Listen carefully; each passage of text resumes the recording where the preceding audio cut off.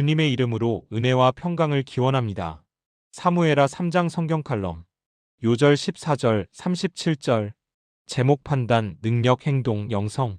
어떤 조직이든 지도자는 정확한 판단을 해야 하고 능력을 축적해야 하고 타이밍에 맞추어 행동해야 합니다. 하나님 나라의 지도자는 이런 일반적 조건과 함께 영성의 자질을 갖추어야 합니다. 판단은 진리에 입각하여 해야 합니다. 능력은 하나님께서 주신 것이어야 합니다. 행동은 정직하게 하나님 앞에서 해야 합니다. 이 엄청난 요구에 자신 있다고 나설 사람은 없을 것입니다. 하지만 적은 일에 자주 훈련받다 보면 성령님의 도우심으로 많은 일도 할 수 있게 됩니다. 마태복음 25장 23절입니다. 그 주인이 이르되 잘하였도다 착하고 충성된 종아 내가 적은 일에 충성하였음에 내가 많은 것을 내게 맡기리니 내 주인의 즐거움에 참여할지어다 하고. 사무엘상 3장에 나오는 다윗의 모습은 이 주제의 매뉴얼이라고 볼 수 있습니다. 우리는 하나의 기업을 일으키는 것도 매우 어렵다는 것을 알고 있습니다. 나라를 건국하고 안정시키고 수성하는 것은 최고의 과업입니다.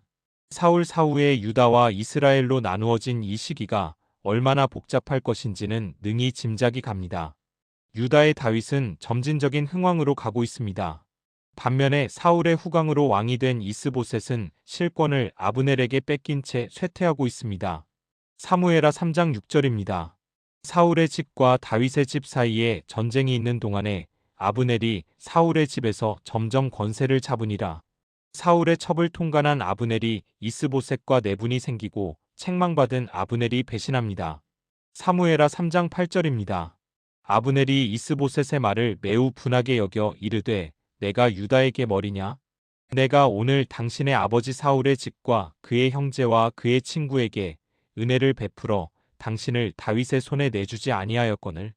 당신이 오늘 이 여인에게 관한 허물을 내게 돌리는도다. 둘 사이의 불화는 아브넬이 다윗에게 협상을 제의하게 만듭니다. 사무엘하 3장 12절입니다.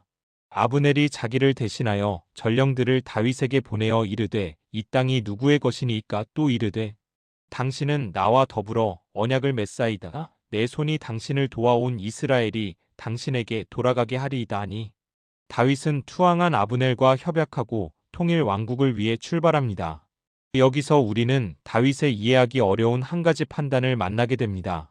협약의 성사 조건으로 자기의 과거 아내였던 미갈을 돌려줄 것을 요구한 것입니다.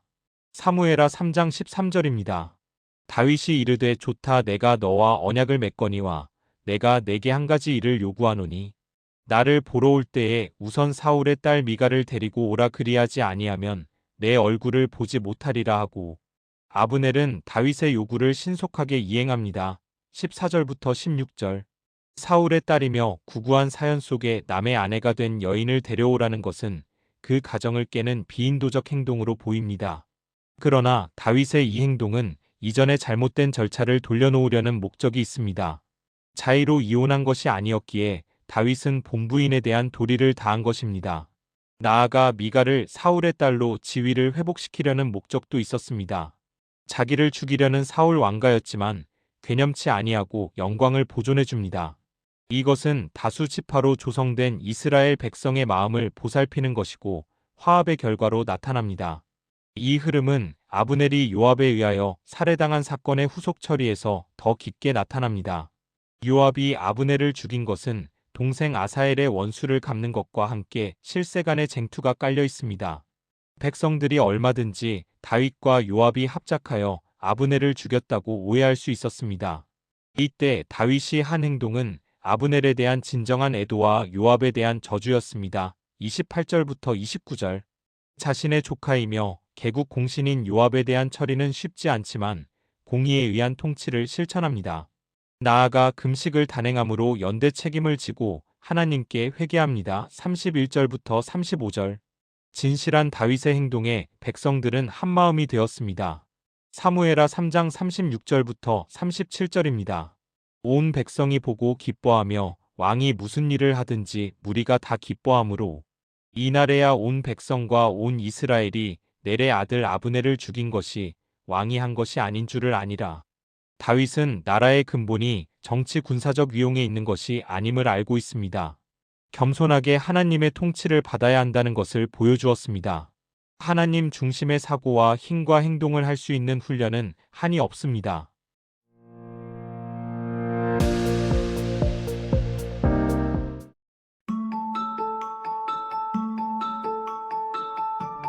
주님의 이름으로 은혜와 평강을 기원합니다. 사무엘하 4장 성경 칼럼 요절 7절 12절 제목 의로운 분노에 대하여 어린 시절 부모나 선생님에게 잘 보이려고 한 일이 칭찬이 아닌 꾸중으로 돌아온 경험이 있었을 것입니다. 어린 마음의 본 가치가 성숙한 어른과 달라서 나온 해프닝입니다. 성경의 인간론에서 유출한 유명한 문장이 있습니다. 사람은 지옥에 가기 위하여 노력할 필요가 없다.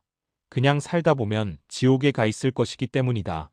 이 말을 좁게 적용하면 사람은 흘러가는 대로 살면 악행을 저지르는 악인이 될 수밖에 없다가 됩니다. 성경은 하나님을 만나 무엇인가의 작용을 받지 않은 자연인의 모습을 냉정하게 선포합니다. 로마서 3장 14절부터 16절입니다. 그 입에는 저주와 악독이 가득하고 그들의 목구멍은 열린 무덤이요 그 혀로는 속임을 일삼으며 그 입술에는 독사의 독이 있고 그 발은 피 흘리는데 빠른지라. 불신자를 뜻하는 자연인의 모습이 이토록 절망적이라면 하나님의 작용을 받은 그리스도인의 상태가 궁금합니다. 에베소서 5장 8절부터 9절입니다. 너희가 전에는 어둠이더니 이제는 주 안에서 빛이라. 빛의 자녀들처럼 행하라. 빛의 열매는 모든 착함과 의로움과 진실함에 있느니라. 빛의 자녀라 칭하는 그리스도인은 빛이신 주님의 작용을 받았다는 뜻입니다. 그리스도인이 자연인과 다른 세계에 거하는 것은 당연합니다. 사무엘하 4장에는 하나님의 사람 다윗이 세상의 가치와 전혀 다른 판단과 행동을 합니다. 이스보셋이 다스리던 이스라엘은 실세였던 아브넬의 살해 소식을 듣자 망연자실합니다. 사무엘하 4장 1절입니다.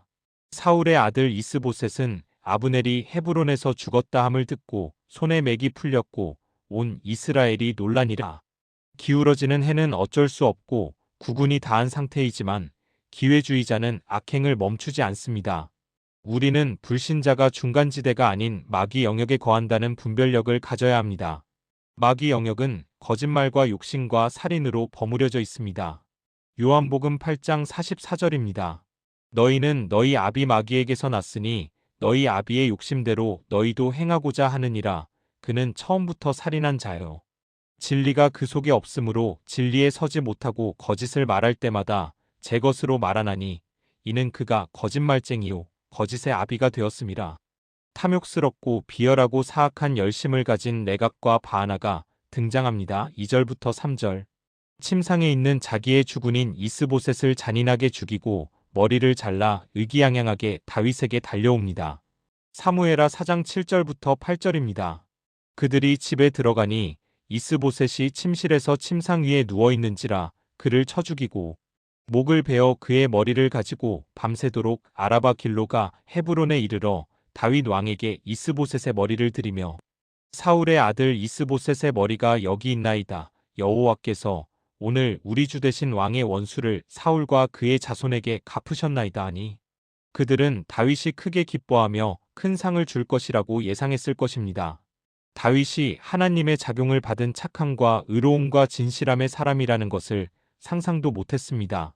다윗은 생명의 위협을 받으며 유랑하는 중에 사울을 죽일 수 있는 기회에 2번이나 살려주었습니다. 그 이유는 하나님의 기름 부음 받은 자는 인간이 손댈 수 없다는 것입니다. 나아가 살인은 잔혹한 것으로 신정왕국의 왕위에서는 안 되는 것이었습니다. 세상 권력 속성은 목적을 위해선 수단 방법을 가리지 않습니다. 하지만 주의 종은 신앙 인격에 의하여 하나님의 뜻을 구하고 순종하는 길을 갑니다. 주목할 것은 주의 종의 자질 중에 의로운 분노가 있다는 사실입니다. 주님의 성전 정결 사건의 분노를 기억하실 것입니다. 요한복음 2장 14절부터 15절입니다. 성전 안에서 소와 양과 비둘기 파는 사람들과 돈 바꾸는 사람들이 앉아 있는 것을 보시고 노끈으로 채찍을 만드사 양이나 소를 다 성전에서 내쫓으시고 돈 바꾸는 사람들의 돈을 쏟으시며 상을 엎으시고 저들은 상을 받으려 하다가 다윗의 의로운 분노를 일으켜 도리어 처형당합니다. 다윗은 공의롭게 이스보셋을 아브넬과 합장하여 장례를 치릅니다. 12절. 4장은 특별히 요나단의 아들 무비보셋이 장애자가 되는 사건을 삽입합니다. 이는 후계자가 사라진 사울 왕가의 진멸을 보여주므로 다윗이 신정 왕국의 적자임을 기록한 것입니다. 4절. 이 과정이 다윗의 직접적인 피 흘림이 없이 이루어진다는 것을 확인하므로 하나님의 섭리를 묵상하게 합니다. 결정적인 순간에 신앙 인격이 나온다는 것을 알고 범사의 훈련을 받아야 하겠습니다.